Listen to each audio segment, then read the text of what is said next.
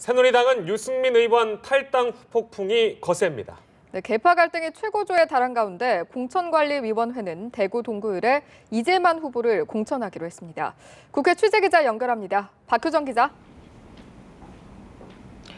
네, 새누리당 공천관리위원회는 대구 동구을에 이재만 후보를 단수 추천하기로 했습니다. 확정이 된다면 탈당한 유승민 의원과의 맞대결이 불가피합니다. 이한구 위원장은 이 후보를 단수 추천하기로 함으로써 모든 공천을 마무리했다고 말했는데요.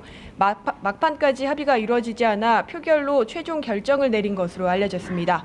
이 위원장은 공천을 마무리하는 소회도 밝혔습니다. 이른바 공천에서 탈락한 의원들에게 개인적으로 미안하게 생각한다고 말했지만 탈당한 유승민 의원을 향해서는 끝까지 날을 세웠습니다.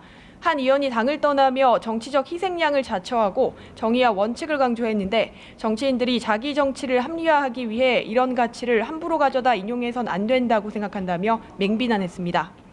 대구 동구을 공천이 확정되려면 최고위가 이를 추인해야 하는 과정이 남았는데요. 순조롭게 이루어질지는 불투명합니다.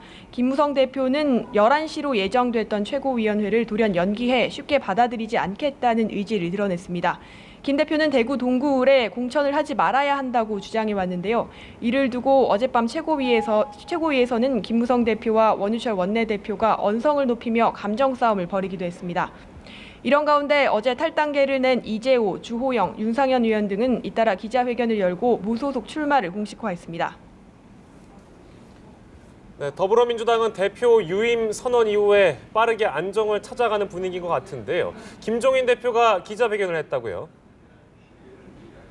네, 더민주 김종인 대표는 조금 전 기자회견에서 총선에 임하는 각오와 전략을 밝혔습니다. 이번 총선은 경제선거라며 경제를 화두로 꺼내들었는데요.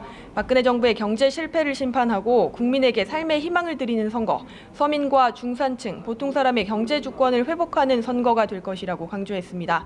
대표직 유임을 결단한 이후 빠르게 총선 체제로 전환하며 주도권을 확보하려는 의지로 보입니다. 새누리당에서 옮겨온 진영 의원과 김진표 전 경제부총리는 선대위 부위원장으로 임명이 됐는데요. 김 대표는 이번 선거는 불평등 해소와 더불어 잘 사는 경제를 이 시대 최우선 과제로 다시 한번 합의하는 선거라며 박근혜 정부 경제심판론에 본격 불을 붙이겠다는 의지를 드러냈습니다. 지금까지 국회에서 전해드렸습니다.